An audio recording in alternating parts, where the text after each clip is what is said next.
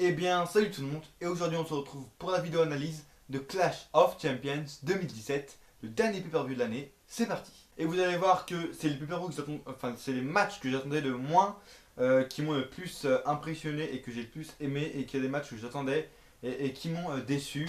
D'ailleurs la note, voilà, sans résulte, je veux dire, il n'y a que 2 matchs sur 6 qui ont été bons. D'ailleurs, c'était les 2 premiers matchs.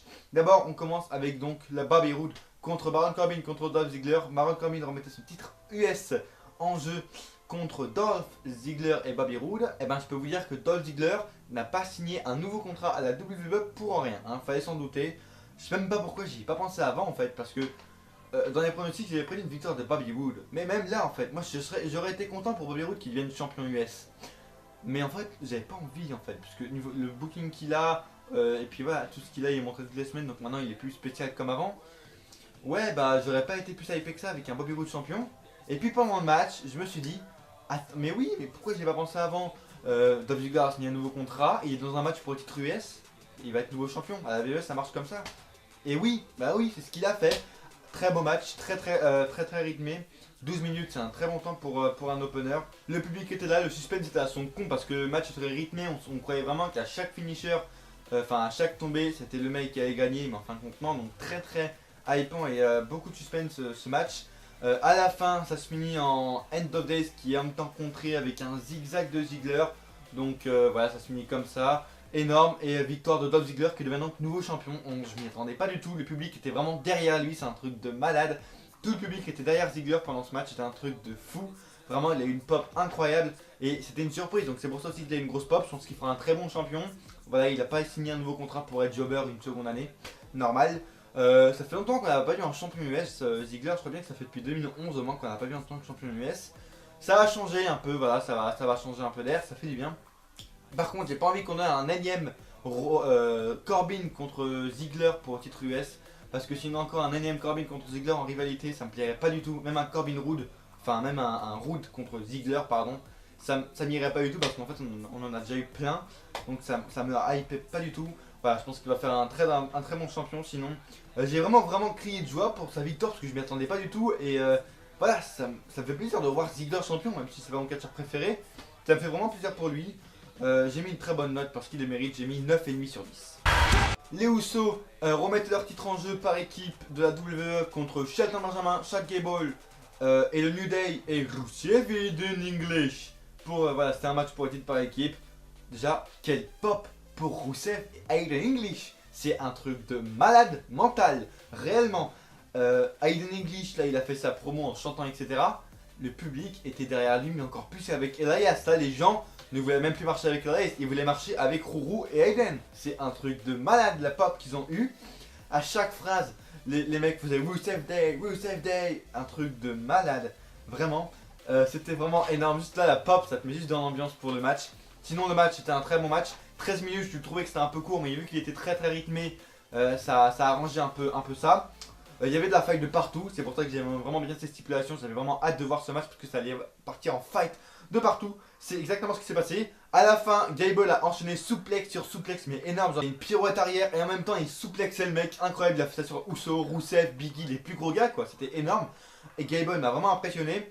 J'avais vraiment cru aussi que Rusev allait gagner à la fin du match parce qu'il enchaînait accolade sur accolade, il n'y avait plus personne autour. C'était sur Biggie, je crois, et il était au milieu du ring et tout. Il n'y avait personne qui arrivait. Vraiment, je croyais vraiment que Rusev et Aiden English, ils allaient leur donner les titres, mais non. D'ailleurs, ils ont même pas subi le tomber. Je croyais qu'ils allaient subir le tomber, mais non. Donc, ils ont pas envie de crédibiliser Rusev et Aiden English. C'est très bien. Peut-être que futur adversaire pour équipe par équipe, pourquoi pas. Ce serait très bien. C'est Gable et Shelton Benjamin qui ont subi le tomber, pardon. Donc, à la fin, c'était les Usos qui ont Usos splashé. Ça cite pas, mais voilà, je le dis quand même. Qui ont fait un Usos splash sur Chad Gable. Victoire et conservation des titres des Usos. Fallait s'en douter, évidemment. Mais sinon c'était voilà un très bon match. On a encore eu un super kick party des Usos durant tout le match. Hashtag Young Bucks, toi-même tu sais. Et chose intéressante, là à la fin de mon analyse de ce match, j'ai écrit pas déçu pour l'instant. Parce qu'il y avait eu 2 matchs en même temps et c'était très bon. Je me suis dit bon allez on va monter crescendo. Bah non évidemment on est descendu évidemment. Mais j'ai mis quand même une bonne note, c'est la dernière bonne note du show. 9 sur 10. On va aller très vite sur ce match. Charlotte défendait son titre contre Natalia dans un Humber Deal match.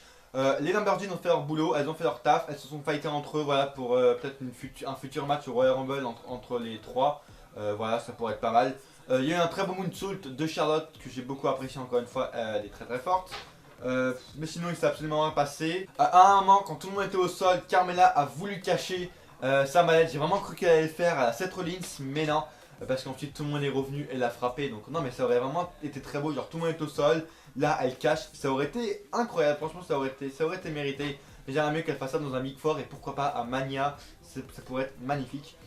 Sinon voilà, Charlotte reste championne avec un figure A-Lock à la fin du match venu de nulle part absolument. 10 minutes c'est un bon temps pour une stipulation comme ça, tu pouvais pas faire plus de choses.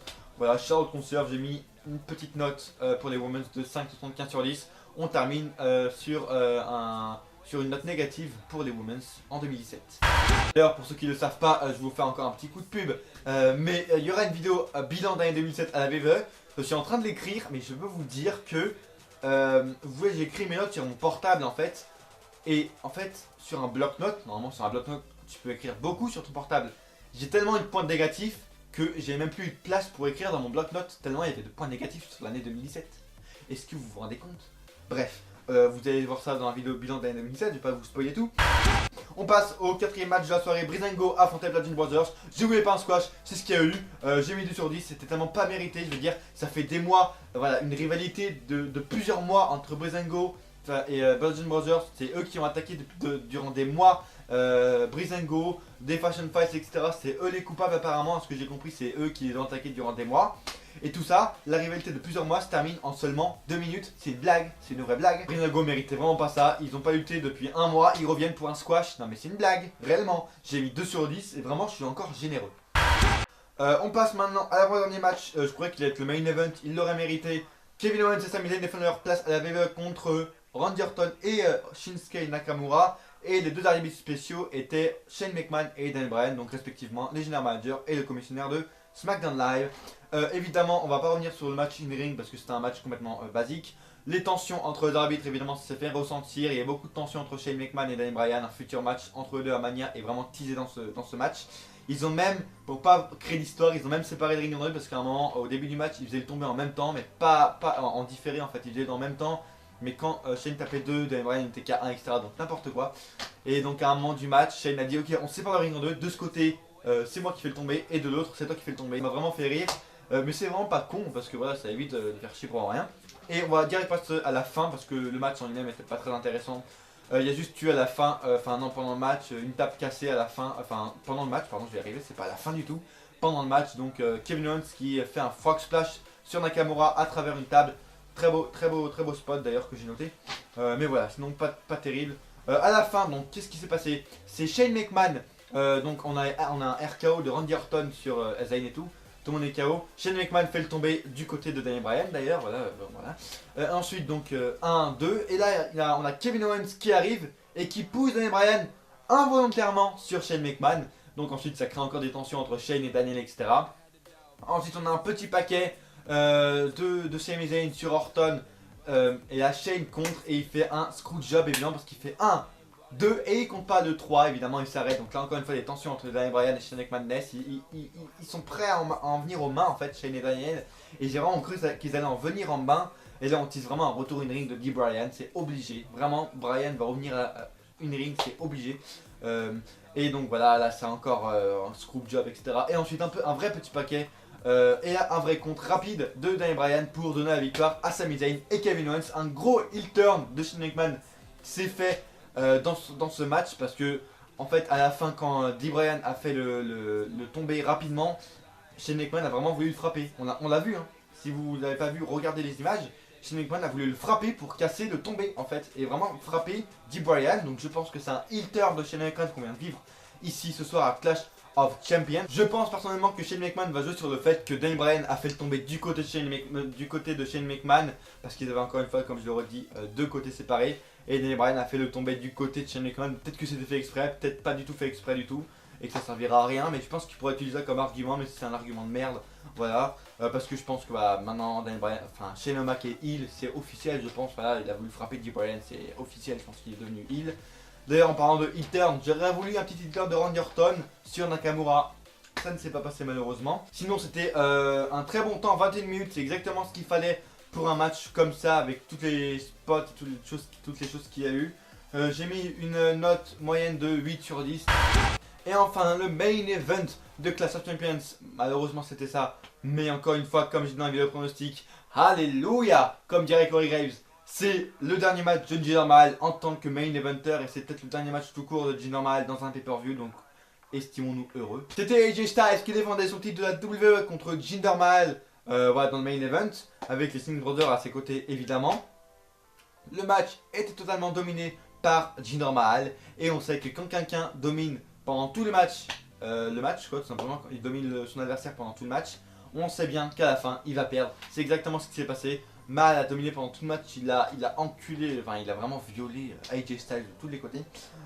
Et à la fin évidemment, mais Jinder Mahal a eu ce qu'il méritait, c'est-à-dire l'abandon. Donc voilà, AJ a bien défoncé à l'extérieur les Singh Brothers. Donc à la fin, on a eu Jinder Mahal qui tente le calf crusher sur Jinder Mahal. Non, on a AJ qui tente le calf crusher sur Jinder Mahal, pardon, c'est pas, voilà, c'est l'inverse. Et voilà, et ensuite il abandonne exactement ce qu'il fallait et exactement ce que Jinder Mahal méritait, c'est-à-dire l'abandon. Il a abandonné comme un gros lâche, ce qu'il est et ce qu'il méritait vraiment. J'espère vraiment plus qu'on verra Jinder Mahal dans un putain de pay-per-view parce qu'il mérite vraiment pas. Le mec mérite d'être un jobber encore pire que Mike Kanellis, encore pire que Ty Danger. Voilà, le mec mérite d'être un putain de jobber encore pire que Zack Ryder. Voilà. Vraiment, j'espère qu'il va vraiment retourner en jobber, case jobber, même pas mid-carder, il mérite même pas. J'espère vraiment qu'il retournera en jobber et qu'il ne sera plus du tout dans un pay-per-view de l'année 2018. Voilà. Pour un peu nous laisser digérer cette année dure, hein, 2017, cette année très dure avec Jinder Mahal. Faut que 2018, on ne voit plus du tout Jinder Mahal, ça nous ferait vraiment du bien. J'ai mis un petit, qu'est-ce que j'ai mis comme note? Ah oui, une très petite note, hein. Même si AJ conserve, j'ai mis la moyenne note de 5,75 sur 10 pour un main event. Même si le temps est bon, ça a duré 23 minutes d'ailleurs, j'étais choqué, le temps est très très bon. Mais voilà, ça n'a pas duré non plus, enfin c'était pas non plus énorme comme match, hein. Surtout quand Mahal a fait tout le match, ça peut pas être très très bon. Et en même temps, comment tu vas mettre une bonne note à un match quand le rythme est très lent, quand le public est très mort? En même temps, comment tu veux te hyper quand le main event c'est Jinder Mahal? Voilà, va te hyper avec ça. Et donc la note du pay-per-view s'élève à, oh, roulement de tambour, 6,7. Voilà, exactement ce qu'il mérite, en dessous de 7, parce qu'il méritait pas plus. Voilà, il n'y a que 2 matchs qui sont qui sont sortis de la carte, voilà. Parce que les autres, entre un squash, un Lumberjills complètement qui sert à rien, et un main event qui pue du cul, excuse-moi, si ça mérite pas plus de 6,7, hein, voilà. Les points négatifs du show, à chaque fois je fais points négatifs et points positifs pour à chaque pay-per-view. Les points négatifs, c'est évidemment le main event qui était beaucoup trop long et trop ennuyeux pour ce que c'était. Le squash de Breezango, il méritait pas ça. Et évidemment le match féminin aussi, comme j'ai dit, c'était pour moi un raté, il n'y a rien du tout à retenir, la fin qui est arrivée trop rapidement. Et les points positifs, c'est les 2 premiers matchs, tout simplement, il n'y a que ça à retenir. Les débuts de rivalité entre Daniel Bryan et Shane McMahon qui se concrétisent, je pense, pour un match à Rumble ou à Mania, ce qui serait plus probable. Et la surprise Ziggler, et aussi je l'ai mis en point positif. Merci d'avoir regardé la vidéo, c'est la fin de l'analyse. Je vous laisse laisser un pouce bleu évidemment si vous l'avez aimé, j'espère qu'elle ne sera pas trop longue. À me dire dans les commentaires qu'est-ce que vous avez pensé du show, qu'est-ce que vous avez pensé des 2 premiers matchs, qu'est-ce que vous avez pensé du Lumberjills match. Dites-moi tout dans les commentaires, et si vous noteriez évidemment le show, combien lui mettriez-vous? C'est important, dites-moi tout dans les commentaires, parce que je vous rappelle, ce que je veux c'est une communauté. Ma page Facebook et mon compte Twitter sont dans la description. Ma page Facebook où je mets des images drôles, où je mets mes miniatures en exclusivité, des extraits de vidéos en exclusivité, pour donner un peu le ton de la vidéo, et où j'annonce évidemment quand les vidéos sortiront. C'est important de me suivre sur les réseaux sociaux, donc Twitter et Facebook dans la description. Je vous rappelle, c'est bien la dernière fois que je vais dire ça, parce que après c'est une nouvelle outro, etc. C'est la dernière fois que je vais mettre ça en outro. Après il y aura aussi Vengeance que je vais mettre ça, mais c'est une dernière fois où je vais mettre ça en outro et où je vais le dire. C'est l'objectif, 150 abonnés avant la fin de l'année, essayez d'y faire, ou alors arriver à 130, parce que je sais que c'est pas possible, mais je dis quand même, c'est l'objectif. 150 abonnés avant la fin de l'année, une nouvelle outro arrive pour 2018, elle est déjà faite depuis au moins un mois, je suis très content de moi. J'espère que le cadrage, enfin la présentation vous aura plu. Je pense que je vais faire ça pour tous les pay-per-view, à part les Big Four, parce que comme vous le savez, les Big Four, je fais des présentations différentes, etc. Je vais essayer aussi de continuer à faire l'intro que j'ai faite pour Survivor Series, de faire pareil pour les autres Big Four. Donc le Rumble, c'est le prochain pay-per-view, je vais essayer de faire pareil, de m'y prendre à l'avance, parce que ça m'a pris beaucoup de temps de faire ça. Aussi, je voulais revenir que pour la première fois, enfin non, c'est peut-être la deuxième, Il y aura une vidéo réaction sur tous les pay-per-view de Clash of Champions, à part le début d'Off Ziggler que j'ai pas pu filmer, mais j'ai crié, je vous l'ai dit, de toute façon, voilà, j'ai crié parce que j'étais content. Mais il y aura une vidéo sur réaction sur tout le show Clash of Champions. Les dernières vidéos qui sortiront sur la chaîne sont bien sûr la vidéo analyse de Vengeance 2007 qui sortira dernière semaine. Aussi, il y a One Night Stand. Et il y a la vidéo bilan de l'année 2007 à la WWE qui sortira soit fin d'année, soit dès tout début d'année 2018. Ou alors, ce sera pourquoi la vidéo bilan de l'année 2007 sur ma chaîne, puisqu'il s'est passé beaucoup de choses cette année sur ma chaîne, qui sortira aussi soit fin d'année, soit début d'année prochaine. Voilà, je vous souhaite un joyeux Noël, puisque c'est vraiment peut-être la dernière vidéo que j'ai faite. Sinon, parce que Vengeance et One Night Stand, elles sont déjà tournées. Donc voilà, je vous souhaite un joyeux Noël, une bonne année si c'est la dernière vidéo que je fais de l'année. N'hésitez pas vraiment à laisser un gros pouce bleu, c'est ce qui me fait avancer sur YouTube. Et à coup sûr, on se retrouve dans une prochaine vidéo. Ou pas.